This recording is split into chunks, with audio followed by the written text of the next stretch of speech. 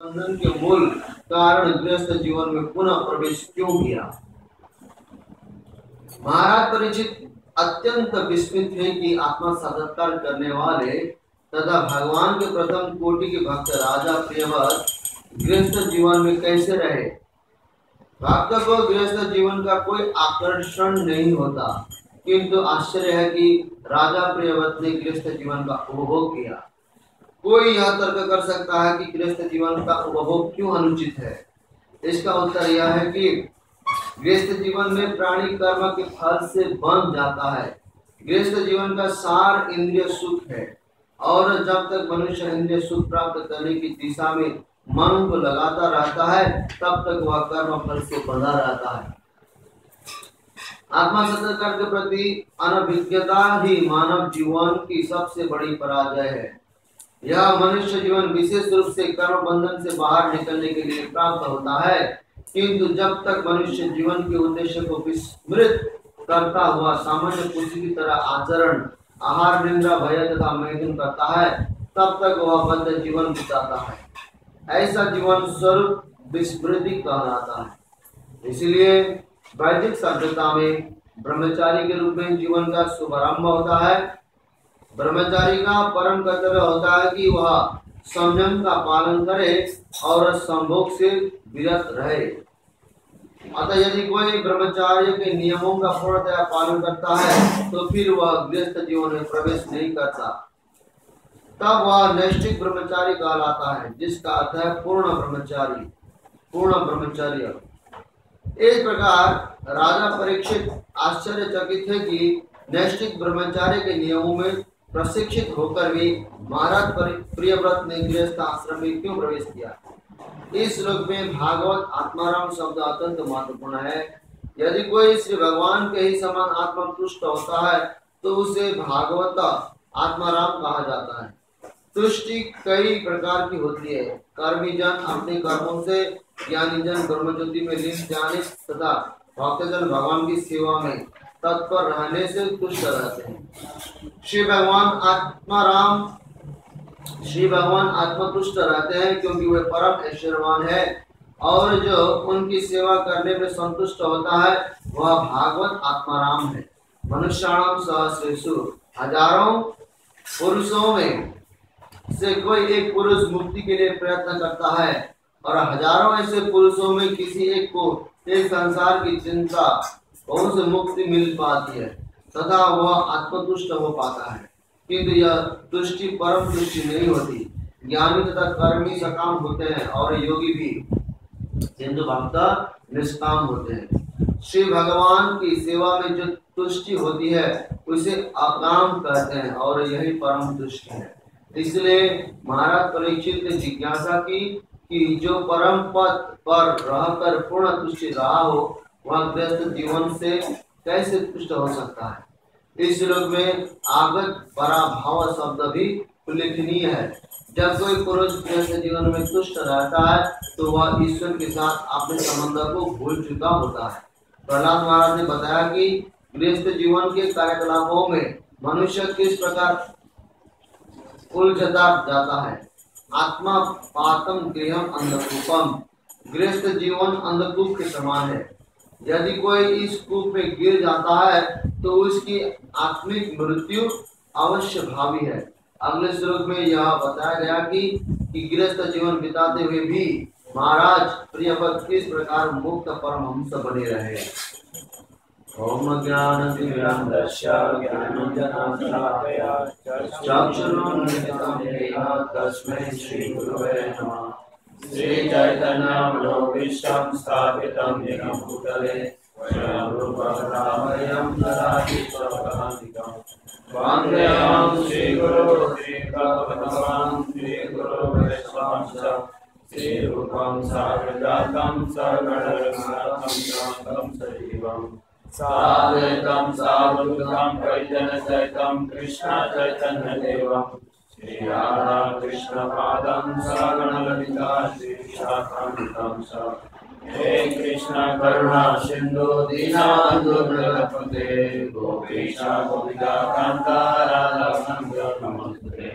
तप्तकांचन गौरांगी राधे वृंदावनेश्वरी कृष्णवानुसुते देवी प्रणमामि हरिप्रिये वाञ्छाकल्पतरुभ्यश्च कृपा सिन्धुभ्यैव च पतितानां पावनेभ्यो वैष्णवेभ्यो नमः। नमो विष्णुपादाय कृष्णाय भूतले श्रीमते भक्तिवेदान्त स्वामीति नामिने। नमस्ते सरस्वती देवे गौरवाणी प्रचारिणे निर्विशेष शून्यवादी पाश्चात्य। जय श्री कृष्ण चैतन्य प्रभु नित्यानंद श्री अद्वैत गदाधर श्रीवासादि गौर भक्तवृंद। हरे कृष्णा कृष्णा कृष्णा हरे हरे, हरे राम राम राम हरे हरे। राजोवाच प्रियवत भागवत आत्मनामगत मुने प्रियवताय मूला कर्मभंग परावह। राजा परीक्षित ने सुखदेव गोस्वामी से पूछा, हे मुनि, परम आत्मदर्शी भगवत भक्त राजा प्रियवत ने ऐसे गृहस्थ जीवन में रहना क्यों पसंद किया जो कर्म बंधन सकाम कर्म का मूल कारण तथा मानव जीवन के उद्देश्य को पराजित करने वाला है। हरे कृष्ण। तो आज से पंचम स्कंद शुरू हो रहा है। तो आप सब चतुर्थ स्कंद सुन चुके हैं। तो चतुर्थ स्कंद में राजा प्रियव्रत की कथा आती है।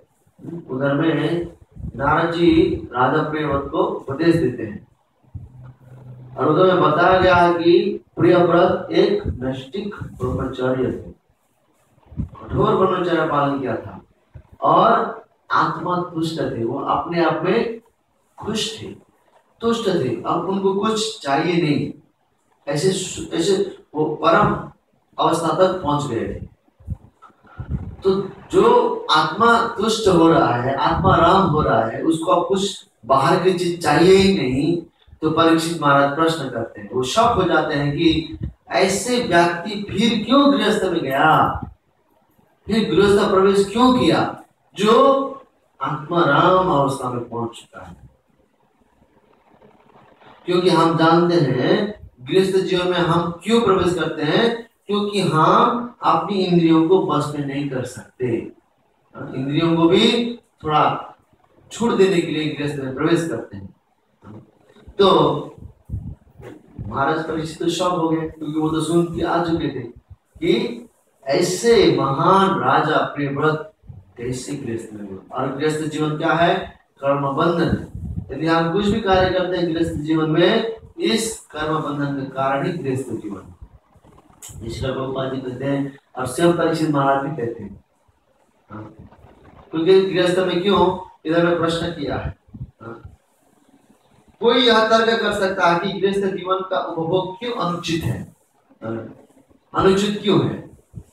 तो प्रभुपाद जी कहते हैं इसका उत्तर यह है कि गृहस्थ जीवन में प्राणी कर्म फल से बंध जाता है, कर्म फल से प्राणी बंध जाता है। इसका मतलब है वो मुक्ति नहीं होगा।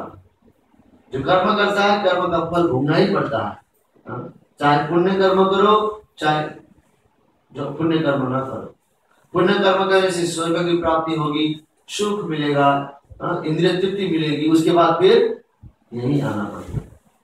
और जो पुण्य कर्म करते नहीं, जो पाप करते वो नरक जाते हैं, पाप भोगते हैं, पशु योनि में जाते हैं, उसके बाद फिर एक दिन यहाँ पे आ जाते हैं। तो ये जन्म मृत्यु जरा व्याधि चलता रहेगा। इसलिए कर्म बंधन कहा गया।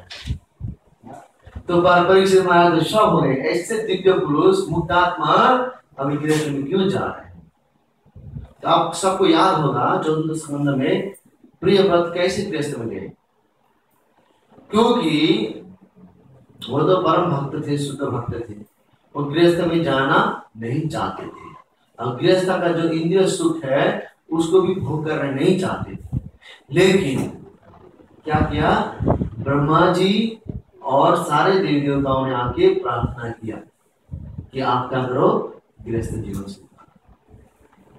तो देख सकते हैं इधर में हम अपनी इच्छा से कुछ नहीं कर सकते। यदि हम ब्रह्मचारी बनना चाहते हैं, प्रयास करते हैं, ठीक है, लेकिन हमारे जीवन में यदि भगवान चाहते कि शादी हो, शादी हो जाती है। यहाँ तक कि सन्यासियों का भी शादी होता है, हमने देखा है। तो कहने का तात्पर्य ये है कि जब तक हम भगवान के आश्रय में नहीं रहेंगे तब तक हम जो चाहते वो नहीं होगा। क्योंकि अभी तो राजा प्रियव्रत वो तो मुक्तात्मा थे, फिर भी देवी देवता ब्रह्मा जी ने आगे क्या किया, प्रार्थना किया कि आप गृहस्थ जीवन संभालो। तो भी वो जानते हैं गृहस्थ जीवन में प्रवेश करने के बाद भी उनको गृहस्थ जीवन में कुछ अटैचमेंट नहीं होगा, कुछ आसक्ति नहीं होगी। भगवान कहते हैं ना, भगवान कहते हैं कि मेरे भक्तों का मैं सब कुछ छीन लेता हूं, जिसको मैं ज्यादा कृपा करता हूं उसको क्या करता हूं, सब कुछ छीन लेता हूं। तो हम देखते हैं जैसा कि प्रहलाद महाराज, ध्रुव महाराज भगवान को प्राप्त किए वो बचपन में ही, और फिर उन्होंने क्या किया, उनका कुछ छीना नहीं भगवान ने। हम देखते हैं हमारे दृष्टिकोण से कि उनके पास गृहस्थ है, पत्नी है, बच्चे हैं, ऐशो आराम है, महल है, राज सब कुछ है। भगवान कहते हैं जिसको मैं कृपा करता हूं उसको कंगाल बना देता हूं। और इधर कहाँ के कंगाल है, सब तो हरे भरे हैं। तो कंगाल का मतलब क्या है, कंगाल का मतलब ये है कि चाहे भक्त जो गृहस्थ में जाए, चाहे ऐश्वर्य में रहे, चाहे बड़े बड़े महलों में रहे, उसका जितना भी आसक्त है वो भगवान ले जाते हैं। उस व्यक्ति को किसी में आसक्ति नहीं होता जो भगवान का भक्त होता है, जिसके ऊपर भगवान कृपा करते हैं, उसको किसी चीज में आसक्ति नहीं होती। वो रहता है गृहस्थ में, लेकिन ना पत्नी के ऊपर आसक्ति होता है, ना बच्चों के ऊपर, ना घर के ऊपर, ना पैसे के ऊपर, किसी के भी ऊपर वो आसक्ति नहीं होता। इसी को भगवान कहते हैं कि मैं कृपा करता हूँ। जिसके पास आसक्ति नहीं है भौतिक चीजों में, उसकी आसक्ति भगवान के अलावा दूसरे में नहीं होता। तो यदि भगवान हमें कृपा करेंगे तो एक रूप से ठीक है कंगाल बना देंगे, भिखारी बना देंगे, लेकिन दूसरी तरफ से हर चीज में रहते हुए उसमें आसक्ति नहीं होगी। इसी को श्री रूप गोस्वामी कहते हैं युक्तम वैराग्य उच्यते। युक्तम वैराग्य मतलब जो हमारे सामने है और उसका भोग नहीं करता, उसका भोग नहीं करता, उसमें वो उसका अटैचमेंट नहीं है, इसका मतलब वो युक्त वैराग्य है, फल्गु वैराग्य नहीं। फल्गु वैराग्य का मतलब क्या है, कोई कह देता है ठीक है मैं आज से सब्जी नहीं खाऊंगा, ऐसा कुछ कह देता है फल्गु वैराग्य, तो खाता नहीं है, 2 दिन सब लोग को दिखाता है खाता नहीं है, लेकिन जो दिन उसको खाने का मन हो जाता है तो क्या करता है, सब्जी को छुपा के रख देता है, और जो कोई नहीं देखेगा उसको उस समय वो निकाल के खाने लगता है। इसका मतलब है फल्गु वैराग्य। कोई ब्रह्मचारी बनना चाहता है, ब्रह्मचारी बन जाते हैं, और वो इंद्रिय सुख में मन ही मन से संग कर रहा है, वो दिखता नहीं, बाहर से तो ब्रह्मचारी, अंदर से तो इंद्रिय सुख के ऊपर भाग रहा है। तो ऐसा फल्गु वैराग्य होता है। लेकिन प्रहलाद महाराज, ध्रुव महाराज, राजा प्रियव्रत ये युक्त वैराग्य है। परीक्षित महाराज परिवार में रहते हुए, राज्य में रहते हुए, ऐशो आराम सब कुछ मिल रहा है, फिर भी इन लोगों को किसी में आसक्ति है ही नहीं। अभी छोड़ने के लिए तैयार बस। जिस तरह से 5 पांडवों को हम देख सकते हैं, जब मालूम पड़ गया कि भगवान इस धराशाम से चले गए तो युधिष्ठिर महाराज ने किसी को पूछा नहीं, भाई मैं जा रहा हूं, क्योंकि वो तो युक्त वैराग्य थे, इसलिए वो चल दिए। अपनी पत्नी से भी सलाह नहीं किया, चलो अब हम वैराग्य होने वाले हैं, अब हम छोड़ने वाले, ये नहीं था, चल दिए। तो भीम ने देखा बड़े भाई जा रहा है, भीम भी पीछे पीछे लगे, अर्जुन भी ऐसे करते करते सब, उधर में द्रौपदी और सुभद्रा खड़ी रही थी, और वो लोग सोच रही है हम तो अर्धांगिनी है, हमें क्यों कुछ नहीं रहे हैं, कम से कम सलाह तो करनी चाहिए। तो वो भी क्या करने लगे, रास्ता पकड़ लिया अपना रास्ता, किसी से कोई पूछा, क्योंकि वो युक्त वैराग्य थे, इतना सालों तक परिवार में रहे, गृहस्थ में रहे, फिर भी आसक्ति नहीं। इसी को कहते हैं शुद्ध भक्त, इसी को कहते हैं युक्त वैराग्य। तो महाराज परीक्षित प्रश्न पूछ रहे हैं कि राजा प्रियव्रत तो पहले से मुक्त आत्मा थे, नारद जी ने उपदेश दे चुके थे, भागवत पारायण हो चुके थे, तो ऐसे व्यक्ति गृहस्थ में क्यों प्रवेश किए? ये प्रश्न है। तो इस प्रश्न का उत्तर शुकदेव गोस्वामी अगले 2-4 श्लोक में देंगे, 2-4 श्लोक के बाद देंगे। और भी प्रश्न बीच में आएगा, परीक्षित वाला प्रश्न पूछेंगे। तो इसमें बहुत सिद्धांत है, बहुत फिलोसफियां हैं। जब कवि प्रभुपाद ने जो तात्पर्य दिया है बहुत बहुत पावरफुल है, इतना शक्तिशाली है, इस पकड़ में लिखा गया है। कोई कोई तो रुष्ट भी हो जाते हैं, गृहस्थ जीवन को इतना क्यों दिखा रहे हैं, गृहस्थ जीवन को कर्म बंधन क्यों बता रहे हैं, और गृहस्थ जीवन में रहने से क्या बिगड़ जाएगा? इतना बहुत प्रश्न हो सकते मन में। लेकिन प्रभुपाद जी कहते हैं कि कर्म बंधन का कारण है, जन्म मृत्यु का कारण है। यदि कोई व्यक्ति गृहस्थ जीवन से मुक्त हो जाते हैं तो उसको ये जन्म मृत्यु जरा आना नहीं पड़ता। अब इस संसार में लोग बंधे हुए आपस में, क्यों? गृहस्थ में जो है इसलिए बंधे हैं, जो गृहस्थ में नहीं वो बंधे नहीं है। लेकिन इस संसार में हम सबको देख सकते हैं, एक गृहस्थ में शादी होती है तो वो दोनों लड़का लड़कियां अपने लड़की की तरफ का जितने भी रिलेटिव्स है सबसे उसका संबंध और गांस जाता है, जुड़ जाता है। और वो पत्नी का, जब पति के जितने भी रिलेटिव्स है इधर भी जुड़ जाता है। पहले जब तक शादी नहीं किए थे तो अलग अलग संबंध इतना जुड़ा नहीं था, लेकिन शादी करने के बाद बहुत बड़ा संबंध जुड़ गया, कर्म बंधन हो गया, रस्सी होगी। उसके बाद संतान होंगे, संतान में फिर रस्सी बन जाएगी, टाइट हो जाएगा। उसके बाद बहुएं आएंगी और रस्सी, उसके बाद पोते पोतियां और रस्सी, ऐसे रस्सी से बांध कर वो जन्म मृत्यु जरा व्याधि में आता जाता रहता है। लेकिन जो इस रस्सियों को तोड़ता है, काट डालता है, वही व्यक्ति मुक्ति होता है और वही व्यक्ति भगवत धाम जा सकता है। इसीलिए कहते हैं प्रभुपाद जी की गृहस्थ जीवन कर्म बंधन में रख देता है, फंसा देता है। इसलिए तात्पर्य तो बहुत बड़ी है, समय ज्यादा नहीं है, लेकिन इधर में देखते हैं जो हो सके उतना चर्चा करेंगे।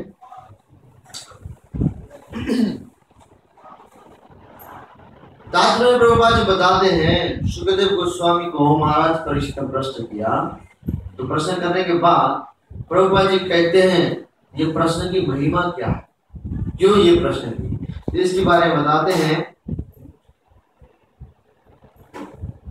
मनुष्य जीवन मिला है भगवत धाम जाने के लिए और किसी दूसरा उद्देश्य के लिए नहीं, केवल भगवत धाम जाने के लिए ही इस मनुष्य जीवन मिला है। तो महाराज परीक्षित ने प्रश्न किया, जो व्यक्ति आत्मा राम में पहुंच चुका है, भगवत धाम जाने के लिए तैयार है, ऐसा व्यक्ति क्यों फिर गृहस्थ में वापस चला गया?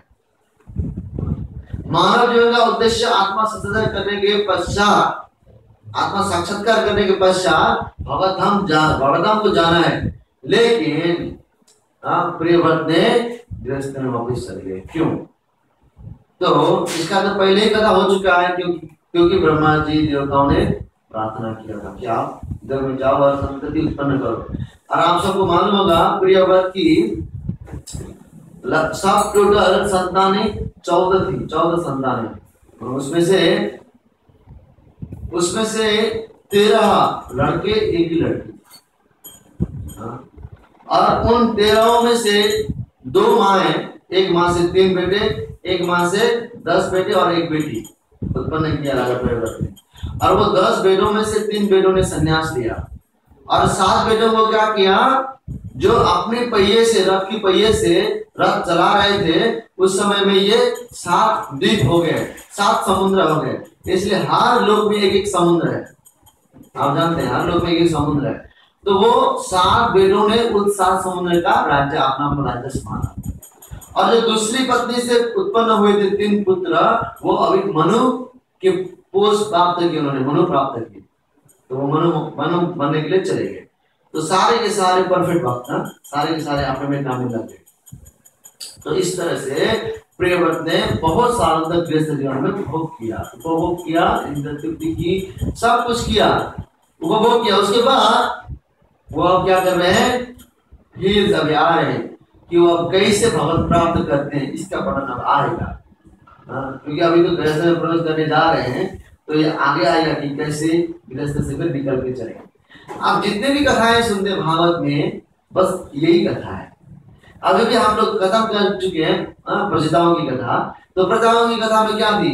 वो लोग पहले तपस्या की, उसके बाद गृहस्थ जीवन में गए, उसके बाद फिर निकल के चले गए। और प्रिय बात, पहले नारद मुनि से उपदेश प्राप्त कर चुके थे, आत्मा अवस्था में पहुंच चुके थे, तो वो मुक्त अवस्था में थे, भगवत जाने के लिए तैयार थे। तो फिर भी उन्होंने क्या किया? फिर वापस गृहस्थ में आ गए, और गृहस्थ के बाद भी क्या करेंगे? वापस निकल के जाएंगे। तो जितने भी राजाओं की कथा आएगा बस यही है, और हमें ये उपदेश बता रहा है कि हमें भी इसको फॉलो करना है, इसके पीछे जाना है। हमें भी पहले पढ़ाई करना थी ब्रह्मचारी जीवन में, आध्यात्मिक जीवन बिताने के लिए, उसके बाद गृहस्थ में प्रवेश कर सकते हैं जो करना चाहते हैं, तो उसके बाद फिर निकालना होता है। भागवत में यही तो वर्णन है। तो ऐसे धाम जाने वाले थे, तो फिर क्यों ऐसे पुनः आ गए? तो ये प्रश्न किया। तो इधर में बाबा जी बताते हैं, जब नारद मुनि राजा को इस संबंध में पूर्णतः उपदेश दे चुके थे, तो फिर उन्होंने भावबंधन के मूल कारण, भावबंधन का मूल कारण क्या है? गृहस्थ जीवन में पुनः प्रवेश क्यों किया? ये प्रभुपाद जी बताते हैं कि भावबंधन का मूल कारण है गृहस्थ जीवन। यदि गृहस्थ जीवन से जो मुक्त हो जाता है, बस उसका तो जीवन सफल होता है। तो महाराज परीक्षित अत्यंत विस्मित माने अमेजिंग हो गया, विस्मित माने अमेजिंग हो गया। अरे ऐसे व्यक्ति आत्मा साक्षात्कार करने वाले भगवान के प्रथम कोटि के भक्त राजा प्रियवत गृहस्थ में कैसे कैसे कैसे रहे? जो गृहस्थ में कैसे रहे, जो प्रथम कोटि के भक्त हैं। तो प्रभुपाद जी बताते आते हैं इधर में, और आगे जाके बताते हैं, जब मनुष्य जीवन विशेष रूप से कर्म बंधन से बाहर निकलने के लिए प्राप्त होता है। इस मनुष्य जीवन किसके लिए मिलता है? कर्म बंधन से बाहर निकलने के लिए। तो गृहस्थ जीवन कर्म बंधन है, तो उससे बाहर निकलने के लिए ये जीवन मिला है। तो यदि ऐसा नहीं करता है, किंतु जब तक मनुष्य जीवन के उद्देश्य को विस्मृत करता हुआ सामान्य पशु की तरह आचरण करता है। महाभारत में कहा गया ना, प्रभा जी कहते हैं आहार निद्रा भय मैथुन। महाभारत में श्लोक है, आहार निद्रा भय मैथुन, ये पशु की लक्षण है। पशु भी यही करता है, पशु भी आहार खाता है और निद्रा सोता है, भय डरता है मरने के लिए, और मैथुन माने संतान उत्पन्न करते हैं। तो मनुष्य जीवन में ये चार तो है ही है, वो भी खाते हैं, सोते हैं, डरते हैं मरने के लिए, और संतान उत्पन्न करते हैं। तो मनुष्य में पशु में अंतर क्या है? धर्मो नहीं ना पशु भी समाना। जिसके पास धर्म नहीं है वो किसके समान है? पशु के समान है। और धर्म क्या है? धर्म ये है जो भगवान की सेवा करता है, जो भगवान की सेवा के अलावा दूसरा कार्य करता नहीं है, और जो भाव बंधन से मुक्त होने का प्रयास कर रहा है, इसी को धर्म कहते हैं। धर्म भगवान ने स्थापना किया, भागवत धर्म। जो भागवत धर्म मतलब भगवान की धर्म, जो भगवान को मानता है, जो जिस तरह से बताते भगवान सर्वधर्मं परित्यज्य, सारे धर्मों को छोड़ दो लेकिन मुझे अपना लो, यही तुम्हारा धर्म है। मेरे भक्त बनो, मेरी सेवा करो, मुझे नमस्कार करो, निश्चित रूप से तुम मेरे पास आ जाओगे। तो अगर इतने चार चीजें हम करते रहेंगे तो हम पशु की बराबर हो जाएंगे। इसलिए ये सलाह देते हैं कि हमें मार्गदर्शन करते हैं कि मनुष्य जीवन आहार निद्रा भय मैथुन के लिए नहीं है। किसके लिए है? भगवत प्राप्ति के लिए, भगवत धाम जाने के लिए, और भगवान से प्रेम करने के लिए, और भगवान की सेवा करने के लिए। इधर में बताते हैं प्रभुपाद जी, हर व्यक्ति तुष्ट रहना चाहता है, प्रसन्न रहना चाहता है। तो प्रभुपाद जी बताते हैं जो योगी है वो चतुर्भुज भगवान की हृदय में जब दर्शन करते हैं बस वो उसमें आनंद होते हैं, और जो ज्ञानी है ब्रह्म तेज में लीन होने के बाद वो आनंद में रहते हैं, और जो गृहस्थ जीवन में जो चले जाते हैं वो गृहस्थ सुख में आनंद लेते रहते हैं। लेकिन जो भगवान का भक्त है वो क्या करता है? जो भगवान का भक्त है भगवान की सेवा में तत्पर रहने से दुष्ट रहते हैं। जब तक भक्त को सेवा न मिल जाए वो खुश होगा नहीं। सेवा मिलने के बाद ही वो खुश होगा। ये भक्त का लक्षण है। तो हम सोच सकते हैं यदि हमें सेवा करने के लिए मौका मिल रहा हो तो हमें प्रसन्न होनी चाहिए। ये भक्त का लक्षण है। यदि गृहस्थ जीवन में किसी गृहस्थ जीवन में संतान उत्पन्न हो जाता है उसका तो खुशी का ठिकाना नहीं रह जाता, क्योंकि वो गृहस्थ जीवन की सुख है। और जो ब्रह्मज्ञानी जो ब्रह्म में लीन होना चाहता है, जब लीन हो जाता है उसकी जीवन में उसके लिए तो बहुत सुख है। तो इसी तरह से भक्त का सुख क्या है? सेवा करने के लिए जो तत्पर रहता है हमेशा वही शुद्ध भक्त हो सकता है, नहीं तो नहीं। क्योंकि सेवा के बिना कोई भावधाम में प्रवेश ही नहीं कर सकता। चैतन्य चरितामृत में कहा गया है। और सेवा के लिए हम अधिकार मांगते रहते हैं। सेवा अधिकार दिए राशि, सेवा करने के अधिकार दीजिए। मेरा यही अभिलाष, राधा कृष्ण सेवा पाओ, यही अभिलाष मेरा इच्छा है। राधा कृष्ण की सेवा करना रोज वृंदा देवी से प्रार्थना करते हैं, लेकिन करते तो है लेकिन करते बहुत कम है। करते बहुत कम है। बोलते तो रोज है, मुझे सेवा दो, मुझे सेवा दो, मुझे सेवा दो। अगर किसी को प्रभु जी तुम ये सेवा करो बोल देंगे मेरा समय नहीं, प्रभु जी क्षमा करना, ये हो जाता है ना। लेकिन भक्ति की प्रसन्नता किसमें है? सेवा करने में। भक्त की खुशी है सेवा करने में। योगियों की खुशी है भगवान के चतुर्भुज हृदय में देखना, और जो ज्ञानियों का खुशी है ब्रह्म ज्योति में लीन होने में। और जो गृहस्थ जीवन में खुश है बस संतान उत्पन्न हो जाते हैं तो खुश हो जाते हैं, और ये होता है वो जितने भी है ये खुश होते हैं। तो महाराज परीक्षित का प्रश्न था, वो तो अभी भक्तों की सेवा करने में उस अवस्था में पहुंच चुके थे, तो ये एक छोटी सुख गृहस्थ जीवन में ये क्यों वापस आ गए? तो आगे कहते हैं प्रभुपाद जी, भगवान तो आत्मतुष्ट रहते हैं और वो परम ऐश्वर्यवान है, और फिर भी भगवान तो आत्मतुष्ट है, ऐश्वर्यवान है, पूर्ण है भगवान, फिर भी उनकी सेवा करने से संतुष्ट होता है। यदि फिर भी भगवान भी प्रसन्न तो है अपने आप में, लेकिन भगवान और प्रसन्न होते हैं जब स्वयं भगवान अपने भक्तों की सेवा करते हैं। भगवान स्वयं जब तक अपने भक्तों की सेवा नहीं करते भगवान भी इतना खुश नहीं होते। इसीलिए चैतन्य महाप्रभु के रूप में आए सेवा करने के लिए। और हम देखते हैं राधा कृष्ण की लीलाओं में भगवान राधा रानी की सेवा करने कितना लालयित होते हैं, कितना लालयित होते हैं। तो हम देखते हैं कि भगवान भी भक्तों की शुद्ध भक्तों की सेवा करने के लिए ही तैयार होते हैं। भगवान के तो मन में यही रहता है कि कब मेरा शुद्ध भक्त इच्छा करेगा कुछ पाने के लिए, कुछ करने के लिए, और भगवान सोचते हैं जब ये इच्छा करता है बस मेरा जीवन सफल हो जाता है। भगवान से ऐसे अनुभव करते हैं क्योंकि भगवान को काम मिल जाता है। नहीं तो भगवान का काम क्या है? भगवान करते क्या है? भगवान तो बस इंतजार करते हैं कि शुद्ध भक्त की इच्छा कब होगी कि मैं वहां पर उपस्थित हो जाऊं और उनकी सेवा करूं। आप सब जानते हैं प्रहलाद महाराज को हिरण्यकशिपु मारने वाला था, तो उन्होंने पूछा कि तुम्हारा विष्णु कहाँ पर है? तो प्रहलाद महाराज ने कहा सब जगह पर है। तो बताते हैं इधर में हिरण्यकशिपु ने पूछा क्या तुम्हारा भगवान इस खंबे में है? तो नॉर्मली देखा जाए भगवान तो ऐसे जो अचल है उसी में रहते हैं। जिस तरह से पेड़ पौधे में है उसके अंदर में भगवान चतुर्भुज में रहते हैं, कीड़े मकोड़े में, मनुष्य में। लेकिन ये तो एक निर्जीव है जो मर चुका है। जैसा कि अगर ये शरीर मर जाए तो इसके अंदर भगवान रहेंगे? नहीं रहेंगे। अभी तो भगवान अंदर है लेकिन मरने के बाद भगवान नहीं रहेंगे। इस तरह से पत्थर है, ये खंबा है, इसे भगवान कैसे रहेंगे? तो प्रहलाद महाराज ने पूछा हिरण्यकशिपु इसके अंदर भगवान है? तो प्रहलाद महाराज ने कहा हाँ है। तो प्रहलाद महाराज शुद्ध भक्त थे, तो उन्होंने बता दिया कि यहाँ पर भगवान है, तो भगवान को आना पड़ेगा। वास्तव भगवान वहां पे नहीं थे, लेकिन भक्तों की इच्छा, भगवान ने भक्तों ने कहा कि यहाँ पर भगवान है तो भगवान आएंगे।